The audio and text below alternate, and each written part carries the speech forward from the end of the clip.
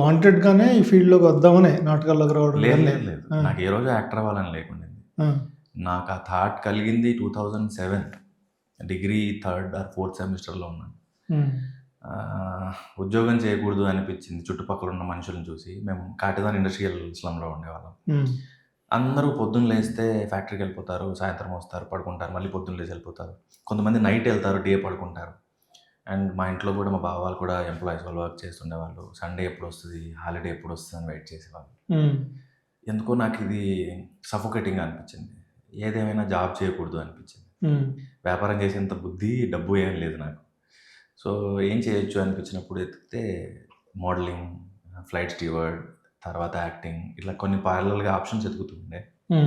So modelling, flight steward వీటానికి మళ్ళీ English రావాలి, మళ్ళీ ఏదో గ్రూమింగ్ ఏదో చెప్తారు, అవన్నీ మనతో అయ్యే పనులు కావాలి. యాక్టింగ్ అంటే పుట్టి శ్రీరాములు యూనివర్సిటీలో చదువుకోవడం వల్ల అది మెల్లగా అటువైపు కన్వర్ట్ అయ్యారా? పురుషామలకి నేను ఓరల్ టెస్ట్, రిటర్న్ టెస్ట్ ఉంటుంది, థియేటర్ ఆర్ట్స్ 2 years మాస్టర్స్ అది. సో నేను 2008లో డిగ్రీ అయిపోయాక 1 year వేస్ట్ చేశా. ఏం చేయాలో తెలీదు, ఎలా వెళ్ళాలో తెలీదు, చూస్ చేసుకోవడం ఏంటో కూడా నాకు కన్ఫ్యూజన్లో ఉన్నాను. యాక్టింగ్కి వెళ్దామని డిసైడ్ అయ్యాక నాటకాల్లో యాక్టింగ్ నేర్చుకోవచ్చు అండ్ ప్రొఫెషనల్గా ఒక పీజీ డిగ్రీ ఉంటుంది అని చెప్పేసి థియేటర్ ఆర్ట్స్ అయినా. థియేటర్ ఆర్ట్స్ కూడా అప్పట్లో సినిమాలనే ఆలోచన అసలు ఉందా? అంటే జనరల్గా నాటకాలు వేస్తున్నాం, తర్వాత సినిమాలకు వెళ్ళాలి అనే ఆలోచన కూడా ఏమైనా ఉండేదా? సినిమాల కోసమే నేను థియేటర్ ఆర్ట్స్ అయినా, యాక్టింగ్ నేర్చుకోవడానికి.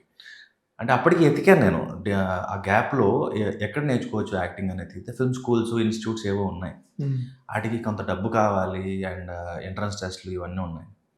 సో ఉన్న పరిస్థితుల్లో ఒక డిగ్రీ వస్తుంది అండ్ సేమ్ టైం తెలుగులో ఉంది, లోకల్లో ఉంది అని చెప్పేసి నేను థియేటర్ ఆర్ట్స్ ఇక్కడ తీసుకున్నాను.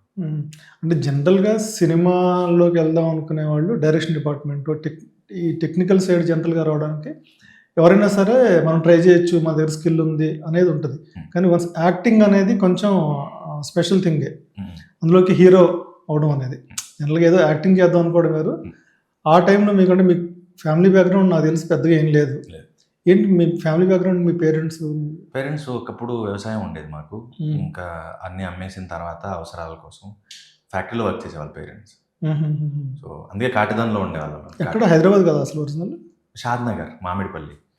అక్కడ నుంచి కాటిదానికి వచ్చాం. సో అక్కడ ఉండేవాళ్ళం.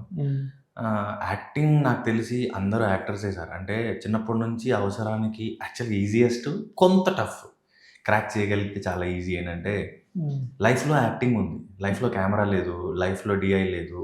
టెక్నికల్గా మనం నేర్చుకోవాలి తప్ప యాక్టింగ్ ఏంటంటే మార్క్స్ తక్కువ వచ్చినప్పుడు, అబద్ధం చెప్పినప్పుడు, డబ్బులు దొబ్బేసినప్పుడు ఇంట్లోంచి ఏదో ఒక సందర్భంలో యాక్టింగ్ చేస్తాం మనం.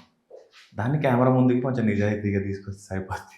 ఇప్పుడు ఇంకా ఎక్కువైపోయింది అందరూ యాక్టింగ్ చేయడం కదా, ప్రతి మూమెంట్లో యాక్టింగ్ చేయడమే. ఆఫీస్లో లీవ్ కావాలని యాక్టింగ్ చేయడమే. లైఫ్లో యాక్టింగ్ ఉంది, సో ఈజీగా.